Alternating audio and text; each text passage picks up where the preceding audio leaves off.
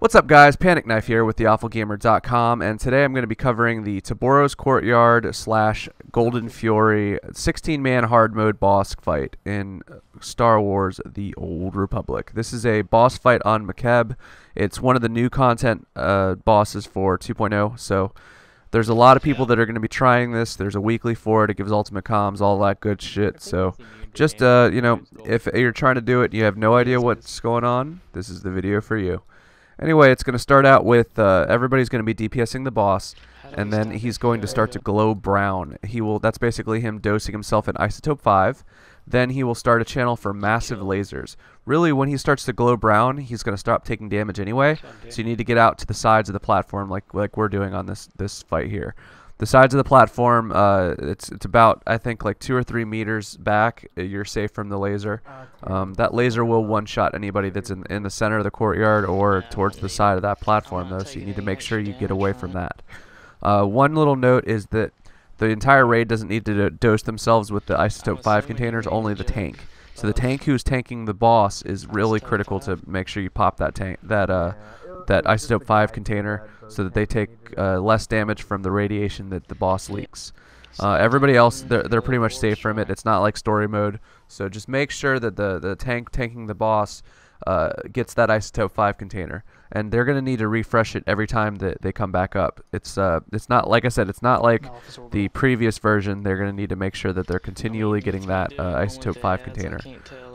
Once that first phase is done, once the massive laser channel has finished, you're gonna go jump down and attack the ads. Now you're going to need to get on the ads immediately, and you're going to need to spread out the group left and right, especially if you have a lot of range. You can keep some of the people on the left side of the courtyard and some of the people on the right side of the courtyard. Make sure they attack that ad that comes out. You're going to need to immediately interrupt the channel, because if he gets that cast off, you might be able to get it off once, but if he gets it off twice, you're pretty much going to one-shot the tank. So make sure you are able to interrupt that channel and then burn down the boss, or rather burn down the ads and then burn down the boss. So here's the thing: we actually, I mean, we're pretty well geared as a group, the 16-man group, but we're not 72 levels. So what we ended up doing was we left our melee DPS on the boss the entire time. They didn't go and help out with ads at all. If you have melee DPS, or if your group is really heavy with melee DPS, you might be able to utilize the guys that have force charge and that sort of thing, so that they have as limited downtime as possible. But keep in mind that there's a very tight in range for this boss fight, so you're not going to want to, you know, have guys running back and forth because they're melee, that sort of thing. So obviously any assassins you're going to want to keep on the boss. Anybody who doesn't have the ability to jump really quickly over. We ended up keeping 2 people on the boss. You could probably get away with 3 or 4, and just the remaining people DPS the ads. The ads do go down pretty quickly. I mean, they're not extraordinarily quickly, but they go down pretty quickly, so it's pretty useful to make sure that you keep some people on the boss so that they continue to DPS down the boss throughout this whole fight, because it is a really long fight.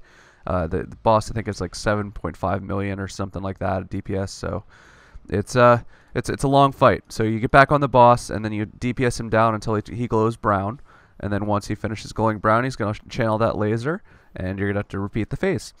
Basically, if you look at the boss on his debuff bar, he has a debuff with a number on it.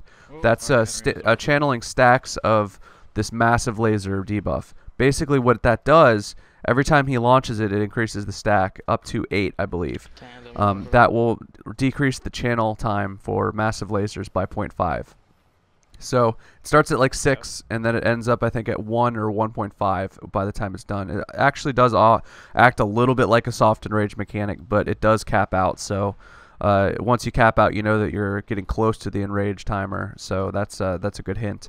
And it'll also be, you know, launching off that laser very quickly.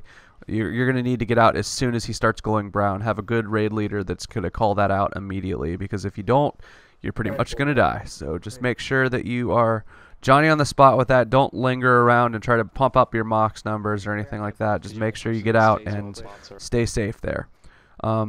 Once he gets down to 20%, he will enter a true soft and rage mechanic, where he's basically taking additional damage, dealing additional damage to the tank. So you're going to need to focus all healing on the tank and all that good stuff, and just burn him down from that point. Now, one mechanic I didn't mention at first is you'll see this purple circle drop on people. You're going to need to focus all heals on that person. It's like an orbital strike. It'll hit 3 or 4 times, and it hurts quite a bit on hard mode. So just make sure you're focusing all your heals on that guy at that point. You know, have 1 or 2 healers that are you know, designated to make sure that they are healing somebody who gets that kind of orbital strike on them. Otherwise, that's pretty much it. It's not that difficult of a fight. I mean, this isn't really Kefis hard mode or anything like that from EC or Kefis nightmare mode or anything like that. But with the way that they have it tuned, it's a very difficult boss fight. Like I said before, I think I said before, you get the title The Furious for beating it on this mode, which is pretty awesome. There's not a whole lot of people that have it yet, and it drops some underworld gear and some pieces of the GSI Pleasure Speeder. So definitely go ahead and try to do this. It's part of the new content with 2.0. It's definitely new and exciting and fun. So if you can get a group together to do it, I highly recommend it. Anyway, hope you guys enjoyed the video. I'm going to be continuing to put out as much SWTOR content as I can. Hopefully 1 video a day for the foreseeable future anyway.